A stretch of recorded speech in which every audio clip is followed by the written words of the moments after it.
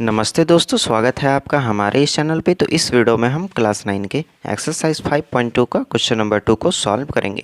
जिस क्वेश्चन में क्या बोला जा रहा है कि क्या यूक्लिड की पांचवी अभिधारणा से समांतर रेखाओं के अस्तित्व का औचित्य निर्धारित होता है, स्पष्ट कीजिए।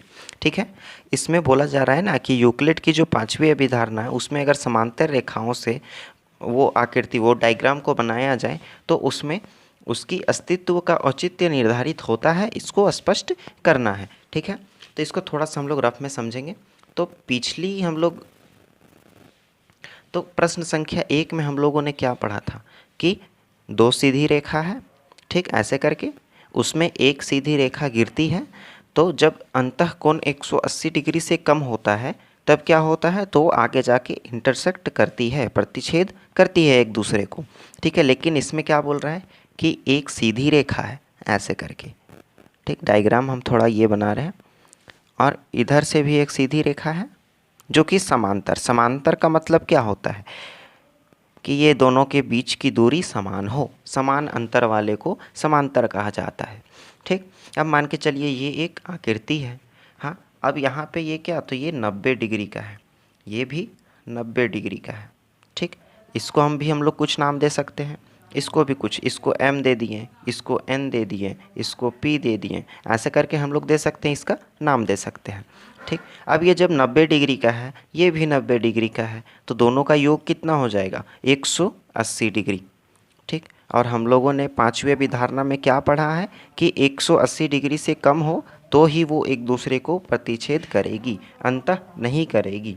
ठीक है, यही हम लोगों ने पढ़ा ना। और ऐसे भी कैसे कर सकती है, यहाँ पे 90 है, ये 90 स्ट्रेट चला जाएगा, ये भी स्ट्रेट, ये तो कभी जाके एक दूसरे को प्रतिच्छेद नहीं करेगी। क्यों, तो दोनों स्ट्रेट लाइन पे चल रहे हैं। हल्का इसमें एंगल का थोड़ा ये रहता ना, कम रहता है यहाँ पे एंगल, तो ये आपस में प्रतिच्छेद जरूर करती। लेकिन यहाँ पे तो एंगल कम ही नहीं है, दोनों 90 डिग्री का है, तो यहाँ पे प्रतिच्छेद नहीं करेगी। अगर एक 90 डिग्री का होता और एक 90 से कम, और दोनों को मिला के 180 से कम हो जाता, ठीक है, तब ये कर सकता था। ये 90 है और ये 90 से कम, तो ये ऐसे करके कर सकता था।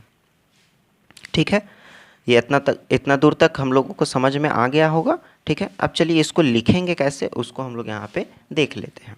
तो यहाँ पे लिखना है, हाँ, यदि कोई सरल रेखा L दो सीधी रेखाओं M और N पर गिरकर दो अंतःकोण बनाती है जिनका योग 180, यानी कि दो समकोण।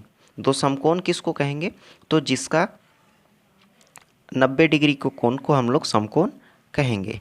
ठीक है, हो तो यूक्लिड की पांचवी अभिधारणा के अनुसार रेखाओं M और N को आगे बढ़ाने पर इस ओर नहीं मिलेगी। अब हम जानते हैं कि दूसरी ओर के अंतःकोण का योग भी दो समकोण होगा, 180 डिग्री होगा।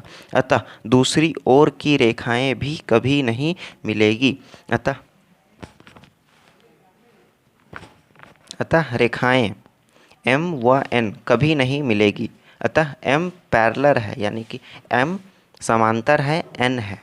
ठीक, यहाँ तक हम लोगों को समझ में आ गया। अरे यार, इसमें करना क्या था, एक ये रेखा है, ये 90 डिग्री है, ये भी 90 डिग्री है, तो ये आगे जा कर के इंटरसेक्ट करेगी, कभी नहीं करेगी। क्यों नहीं करेगी, तो ये सीधी रेखा है।